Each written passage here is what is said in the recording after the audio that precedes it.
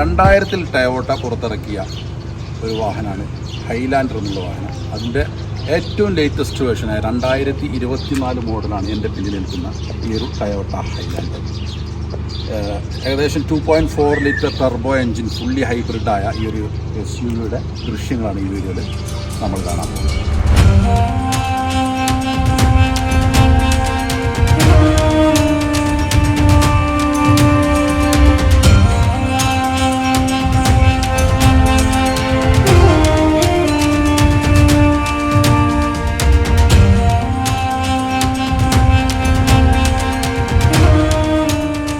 ടയോട്ടയുടെ വെഹിക്കിളിൽ നമ്മൾ നേരിട്ടിരുന്ന ഏറ്റവും ഒരു പ്രശ്നം എന്ന് വെച്ചാൽ ഫീച്ചേഴ്സിൻ്റെ കുറവായിരുന്നു. പ്രത്യേകിച്ച് ഇന്ന് ചൈനീസ് വണ്ടികളിൽ വരെ ഫീച്ചേഴ്സ് കുത്തി നിറച്ചിട്ടുണ്ടാവും.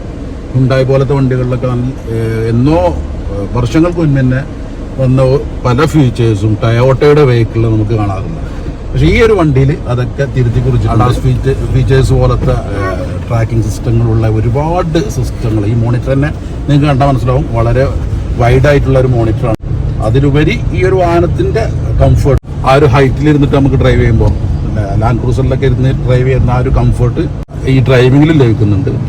വാഹനം അടിപൊളിയാണ്. എനിക്ക് തോന്നുന്നത് നാട്ടിലൊന്നും ഇപ്പോൾ ലഭ്യമല്ല. ഈ വാഹനം 2000 മുതൽ ജപ്പാനിൽ ഓടിക്കൊണ്ടിരിക്കുന്ന ഒരു മോഡലാണ്. അന്ന് ഇതിൻ്റെ പേര് ക്ലൂഗർ എന്നായിരുന്നു. പിന്നീട് അത് നാമകരണം ചെയ്തിട്ടാണ് ഹൈലാൻഡർ എന്ന പേരിലേക്ക് വന്നത്. അപ്പോൾ അതിൻ്റെ ഏറ്റവും ലേറ്റസ്റ്റ് ആയ 2024 മോഡലാണ്. ഇത് സൗദി റേറ്റ് ഇതിൻ്റെ ബേസിക് മോഡലിൽ തന്നെ ഒരു 1.5 ലക്ഷം റിയാൽ എക്സ്ഷോറൂം വില വരുന്ന ഒരു വാഹനമാണ്.